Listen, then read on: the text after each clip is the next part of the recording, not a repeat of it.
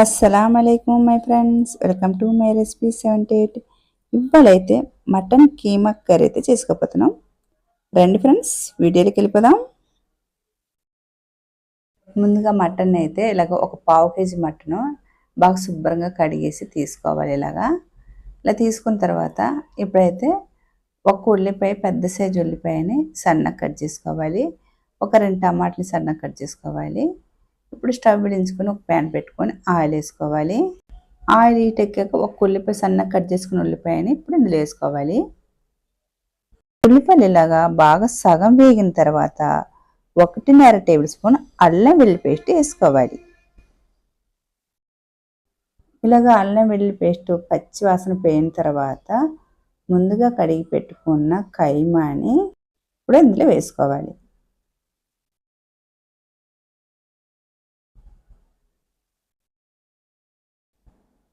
ఇలా ఒకసారి బాగా కలుపుకొని ఇప్పుడైతే మూత పెట్టుకొని ఉడికించుకోవాలి.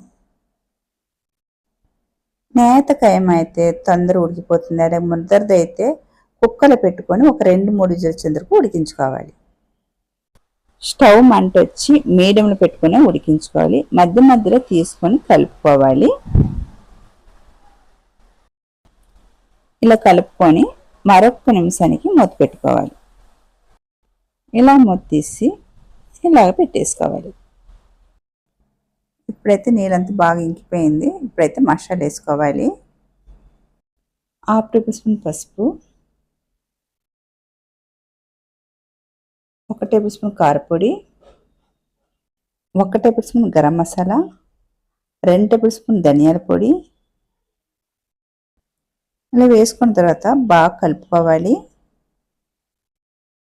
ముందుగా కట్ చేసి పెట్టుకున్న 2 టమాటాలని ఇప్పుడు ఇందులో వేసుకోవాలి.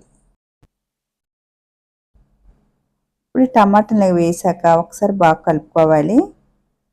బాగా కలుపుకున్న తర్వాత ఇప్పుడైతే సరిపడ ఉప్పు వేయాలి.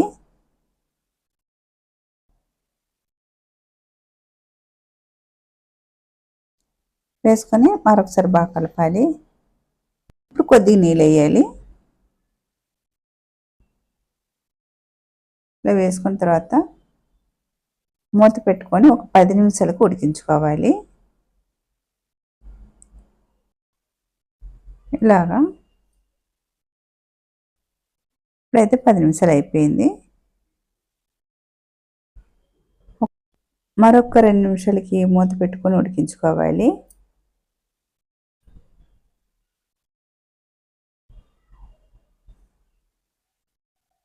ఇప్పుడైతే రెడీ అయిపోయింది. లాస్ట్ అండ్ ఫైనల్గా కొత్తిమీర అయితే వేసుకోవాలి.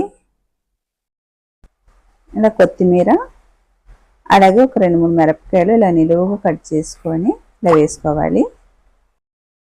అంతే ఫ్రెండ్స్, మటన్ కీమా గ్రేవీ అయితే రెడీ అయిపోయింది. ఇప్పుడైతే సర్వ్ చేసుకోవాలి. ఈ కర్రీ అయితే అన్నంలో కలుపుకొని తింటే చాలా టేస్టీగా ఉంటుంది. మీరు తప్పక ఒకసారి ట్రై చేసి చూడండి. నా రెసిపీ కనుక మీకు నచ్చితే కనుక లైక్ చేయండి, షేర్ చేయండి, అలాగే సబ్స్క్రైబ్ చేసుకోండి. చూసేవారైతే ఒక లైక్ అయితే కొట్టండి. బాయ్ ఫ్రెండ్స్, మరొక వీడియోలో మళ్ళీ కలుద్దాం. బాయ్.